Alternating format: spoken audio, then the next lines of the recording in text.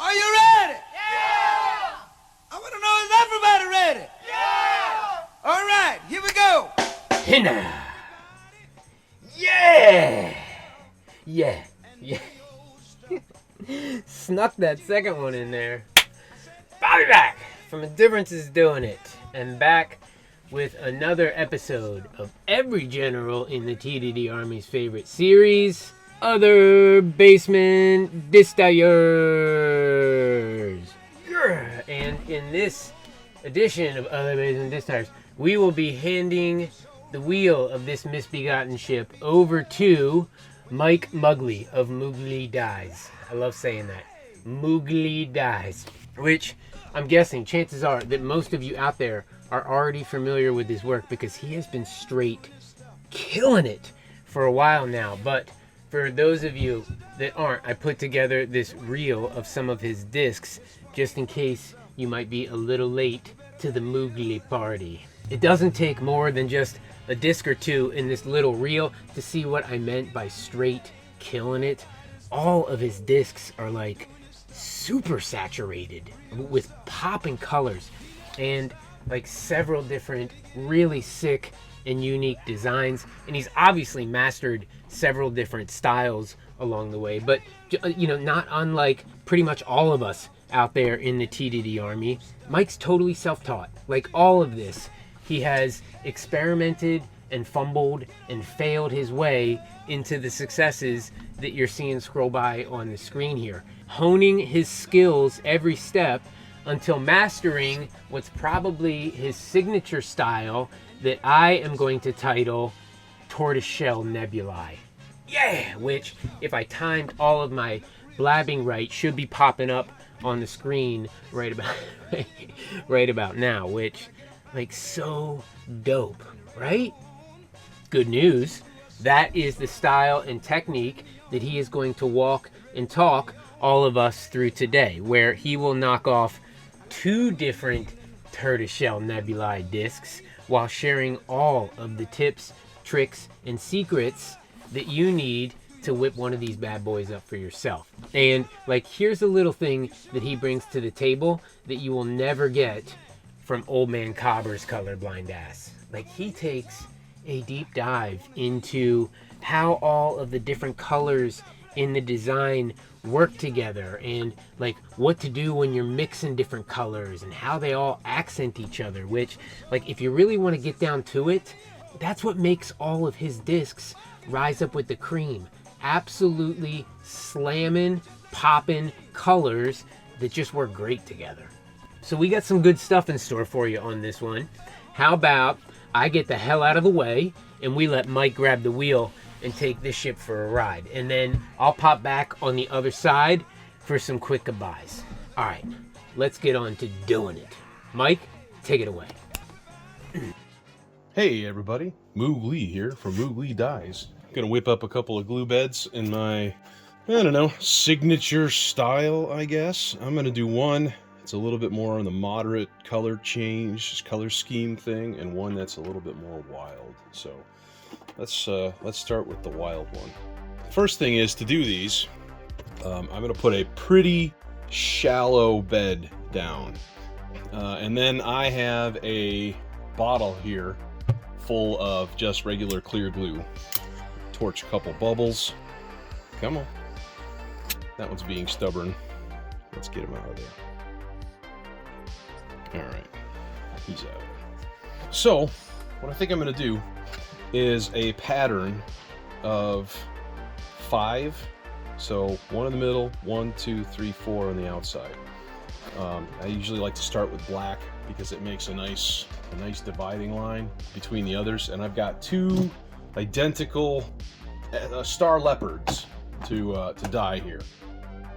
I'm going to start with black. I like to use iDye black, iDye poly black. I find it's like the best, deepest black.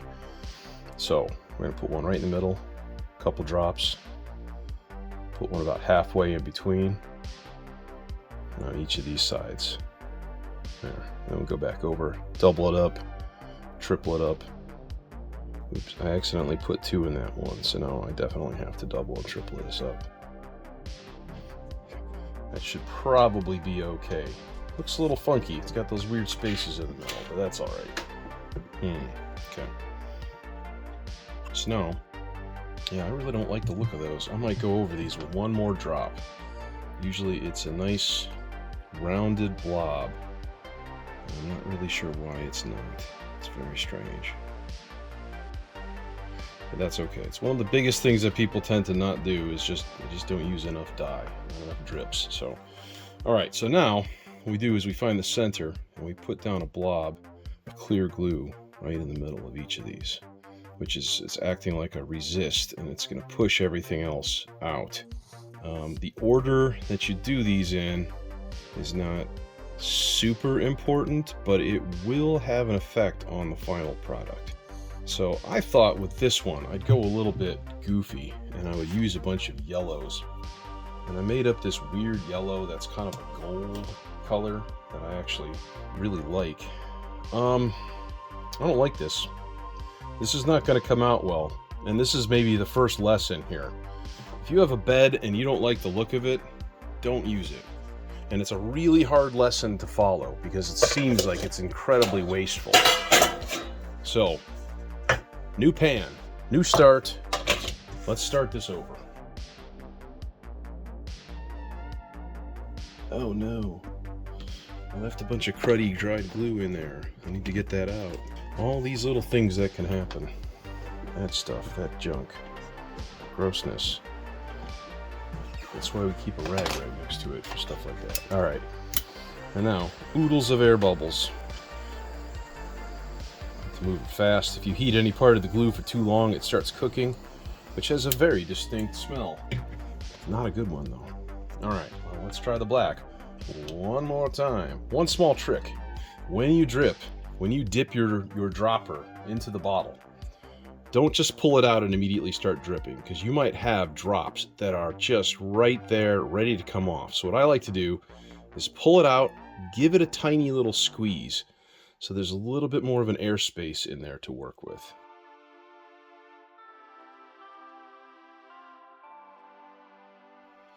And occasionally what I do like to do is just blow on it ever so slightly. I know some people like to use a torch, but if you blow on this, it will evaporate the acetone completely off, and pretty darn quick too.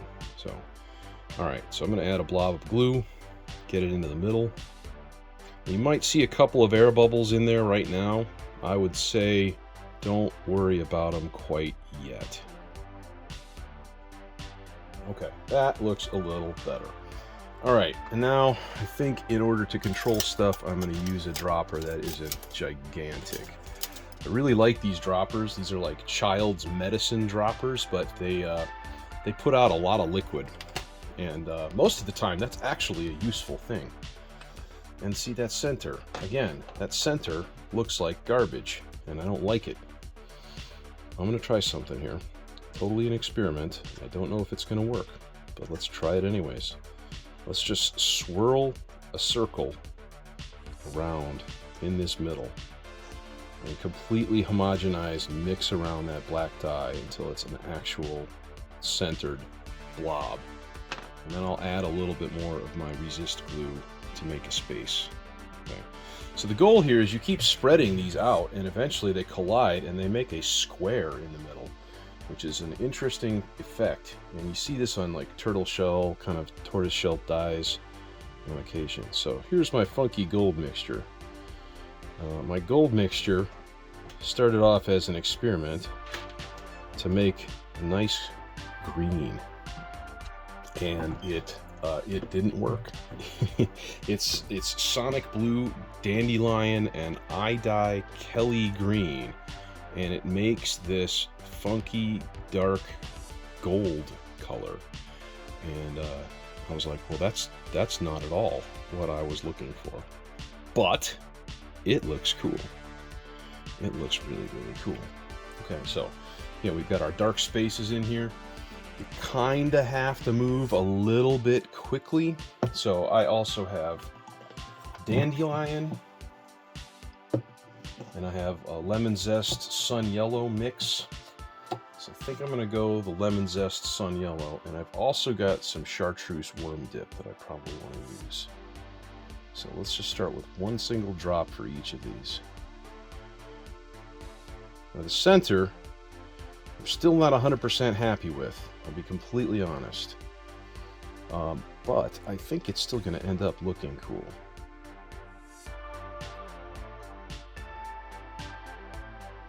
Now there is a big old honking air bubble right there. I don't really like that, so I'm just going to give it a quick poke. So let's get some more black in there. Let's get another ring of black. I was like, let's go like all black and yellow. It'd be kind of cool, like a big old bumblebee dye. But then I was like, maybe a dose of pink in the middle. And I'm just going to do a single drop in each of those, and then quickly put my resist glue in the middle. And I'm going really slow with the glue. Okay, and what you can notice in the center, you can already start to see it's squaring off. Okay, now we do have these spaces around the outside. We'll have to do something with that. All right, so let's grab some worm dip. Got my chartreuse dip and glow. This is like yellow on steroids. If you're not familiar with it, it's really nice. So a single drip on that middle. Just one drop. Now let's double that up. It kind of got swallowed up quite a bit. Alright, outsides. I think what's happening is the cells or the blobs or the amoebas on the outside are kind of pushing into that middle, and they're kind of displacing it. So realistically, what I should do is add a good amount of glue in the center, and then I'm going to reapply that chartreuse.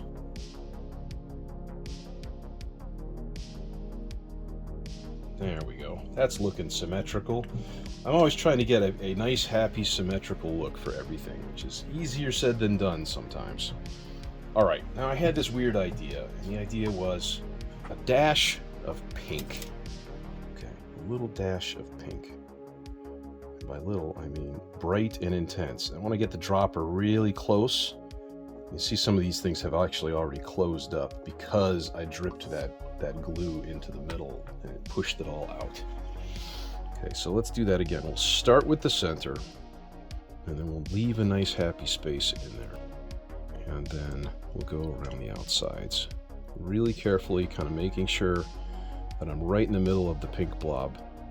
I think this is going to come out looking pretty freaking dope. Just that little dash of color. My first one of these that I did that I thought was really successful were kind of insane colors. They were like greens and reds and yellows and like weird stuff. And I was like, wow, that's a little, somebody on a page was like, that's a little much. And I was like, yes it is. Just kind of accent that pink. There's a big old air bubble right there. And I'm going to get it with this dropper. There we go. Let's go over it one more time. This is lemon zest and sun yellow combined. And that's of course going to combine with the pink, and it's going to make a nice orange splotch right there. So my thought was, this is I'm probably going to leave this. All right, so what I'm going to do is I'm going to put a couple of drops of pink in each of these areas.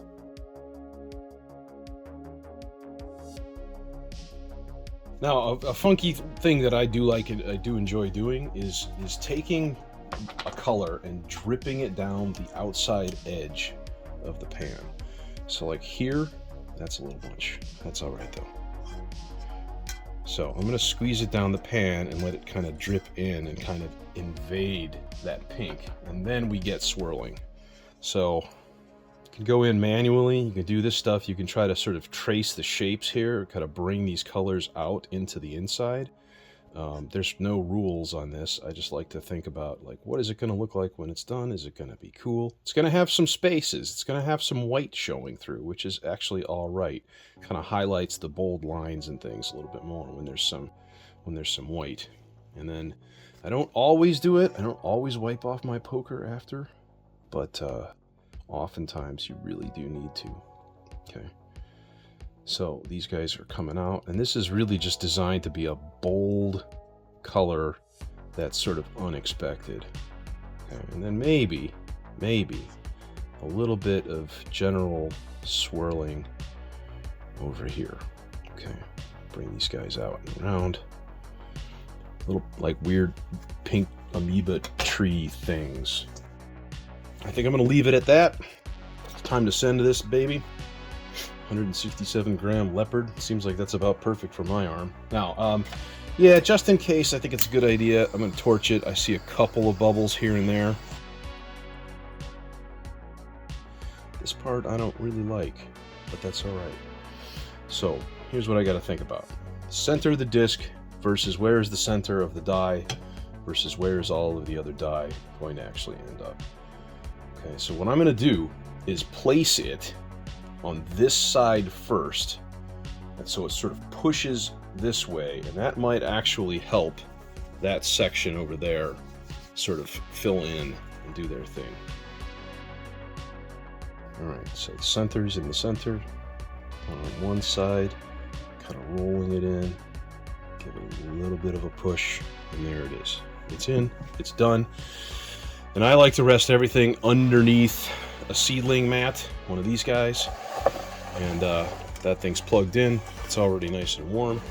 We're going to put it there until we pull these things tomorrow. Alright, now let's do a second one. Let's make this a, let's use a different number. I'm going to make this a little bit deeper. I'm not as incredibly anal about air bubbles as some. I know a lot of them can be fixed in the end product with just a little dip of dye on a Q-tip and slow progress around it, and just kind of eek, and then they're gone, and it's not hard to fix. But most of those tiny ones, those are going to go away anyways on their own, just through the dyeing process here. So now my personal favorite color, my signature colors, are purples and greens. I love purples and greens. So I think I'm going to use that on this one. And I've got a few different things. I've got my neon key lime, I've got some fern, I've got some meadow mixed with green worm dip. This one, key lime and dark dungeon mixed. And then I've got tons of purples. I have all of the purples. We've got orchid. We've got violet. I actually like violet better than orchid, but they're very, very similar. So let's use that, and let's get some neon purple out as well. And maybe cherry. Maybe we'll go one little dose of dark red along with the purples. That might be kind of a cool accent. All right, and again, I'm starting with black. Drip out a couple drops first. Keep that vacuum in there. Start right in the middle. Let's go 4 drops right in the middle. That looks a lot better. Funny. That's really funny how that happens. Let's give it another one. One more, just for kicks, to that little tiny little air spot right there. Okay, let's do a triangle. Let's put one here, and then one here. And that should turn the center into a triangle when these guys are all completely spread out. You know, and on a side note here, this look, that like lacy, kind of like fluid movement look, I love it. I think one of the coolest things in glue beds is to have that, and you know, not swirl it and not touch it. Let the fluid do its thing. It's just a very organic but kind of alien, otherworldly look. I really dig that. Okay, I'm going to give the center a pretty good amount. I've got a couple of nice air bubbles in there. So let's start with violet. These droppers are made of HDPE, so they actually resist the acetone, which is very, very nice.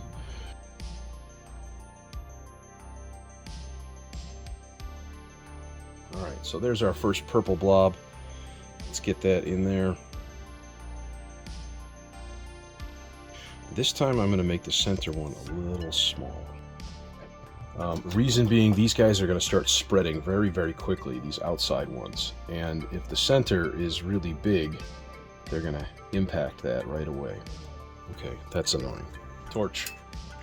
The torch! Goodbye. Let's put the cherry on the outside. And then I'm going to use the neon purple on the inside. and just letting it spread, being a little bit patient. And it will push some of that dye out as well. A few drops, let it spread. I'm blowing on it. Get all the solvent evaporated off of there. All right, a little dash of cherry. Because what we're, again, we're going to spread this out and push it to the outside. See, look at that middle now. It's shaping up into a triangle. And then I think that's all that I'm going to use of the cherry. And now we can start in with some greens. Or we could put the greens on the outside. Let's do that. Let's put the greens on the outside. So let's go super bright. Let's grab that cerise pink once again. So, a little cerise pink right here.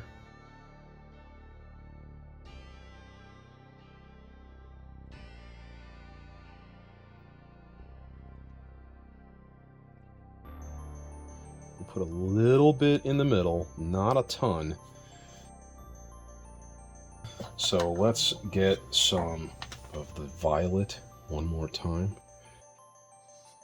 I'm going to add a little bit more glue to the outsides so that I've got a little bit more room for the new colors. We got to start thinking about the outside edges. And I think I'm going to go like dark greens and light greens kind of mixed, which is I think just a really, really lovely shade. I don't know. I'm into it. I'm down with that. This is neon purple. Neon purple takes a lot. You got to really stack up a lot of it in order for it to show up well. My neon colors, when I mix them, I add a little bit of hot water as well. So these, the liquid for these doesn't evaporate as quickly as just straight acetone. Okay, let's throw a little lilac on top of that. The nice thing is that the neon purple will kind of accent the lilac, which is a little bit darker, a little bit more gray color, purple, which is interesting. See, that one got funky. That's really weird. One more? Yeah, let's go one more. And then I think we'll leave these. We'll be done with the outside blobs. Okay. So this is the formation right here. This is what we're going to see. Put all my dyes back, and now let's think about the outside edges. This one, again, key lime and dark dungeon mixed, is like one of my favorite greens. It looks black at first. It actually doesn't look terribly appetizing at first. It doesn't look like a good color, but it is. No, I think not. I think I'm going to leave it there, and then I'm going to grab the neon key lime, and we'll use that to kind of finish it up, and then we'll do our swirlies, and then we'll send it. Fit this in the middle, but then I just go straight over the top. I just go like let them combine, let them blend, drip it down the side of the pan, let that movement and action kind of move things around on their own. So again, like that fluid movement is, I think that's part of what I love about doing this stuff.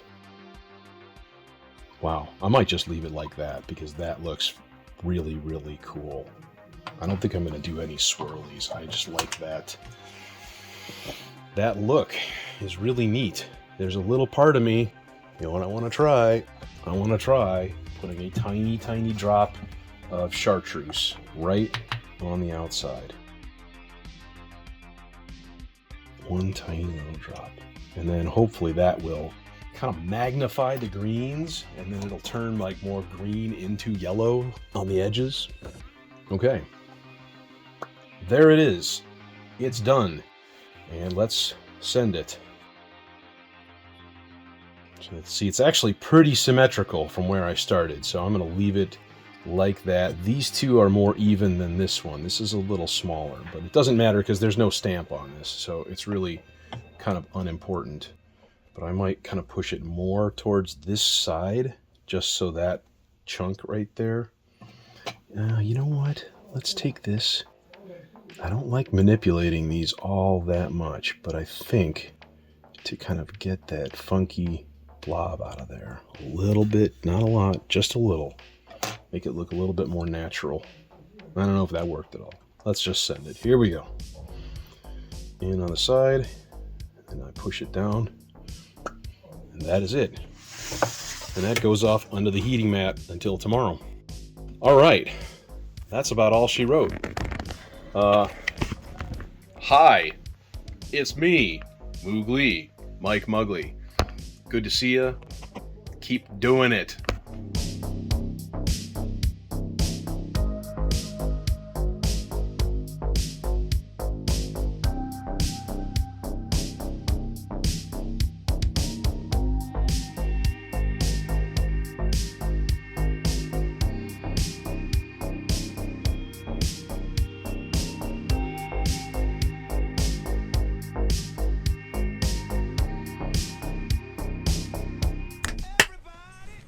Yeah!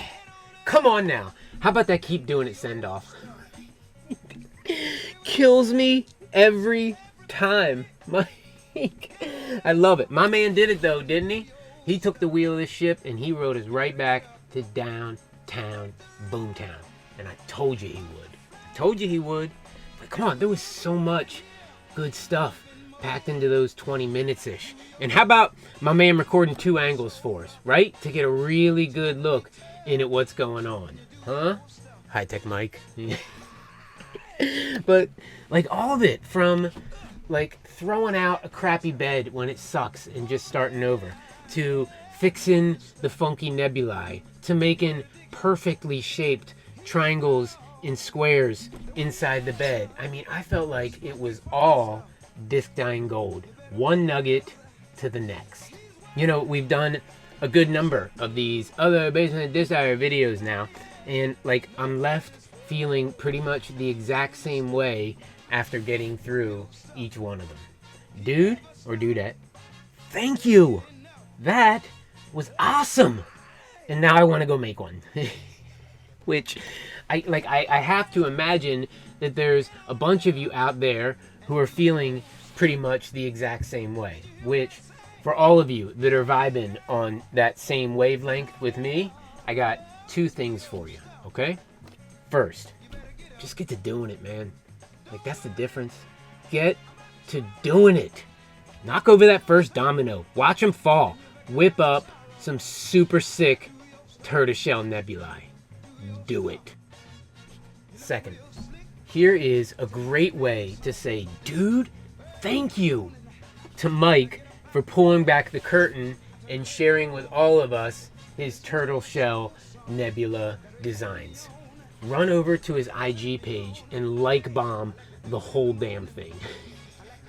Didn't expect that one, right? Here's the reason why I'm telling you to do that. It's because I know for sure that before you get anywhere close to the bottom, that you are going to need to buy one of Mike's significantly underpriced pieces of artwork to add to your own bag. And listen, while all the likes and thumbs up and all that stuff are super cool and much appreciated, like a few dollar bills will go way further in supporting guys like Mike who are out there doing it the right way while, you know, getting to score yourself a super sick piece of plastic.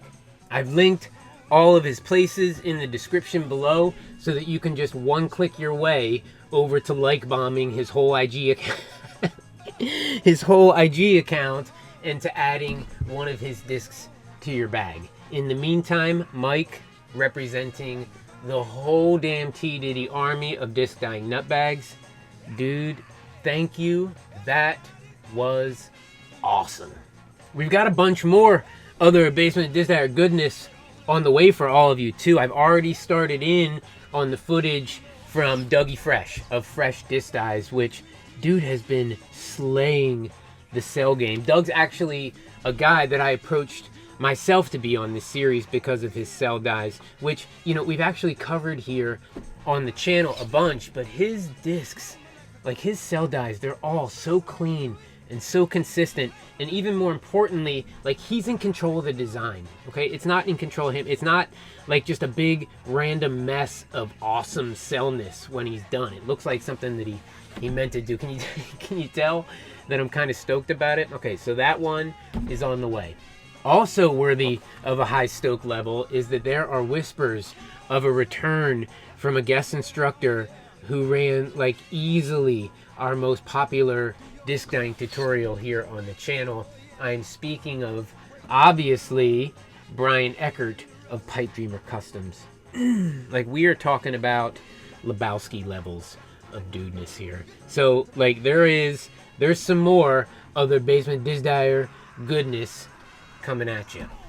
Even with an active pipeline, though, listen, I am always on the lookout for that next TDIDI Army disc dyeing nut bag to feature on this other Basement Disc Dyers series. Which, listen, maybe like you follow a disc dyer and every time they post you're like, how the hell is he doing that? Like, tell him to hit me up, right? We'll work something out. Or maybe like you're sitting in your basement right now and you're watching me while you're working on a disc, and then boom, it just like happens. And you're like, whoa, Cobbers! Like, hit a brother Hucka up, and we will keep the camera in this series focused on the nutbags that are really out there doing it. All right, kiddies, that is all we've got for you today on this one. Man, like all of them, I really hope that you learned a ton and that you are all sorts of fired up to get into doing it, like Tortoise Shell Nebula style. And then one more huge pantload of a thank you out to Mike Mooglee of Muggli Dies. Listen, I was drop dead serious about leg bombing his IG account. So get to it and grabbing one of his seriously underpriced discs to stick into your bag. So get to clicking them links, and then we'll be back with more of that goodness I was talking about, probably before you're even ready for it. Until that time comes, you better keep doing it. Yeah! Do your stuff. You better get up. Oh. Heartbreaker! Oh no.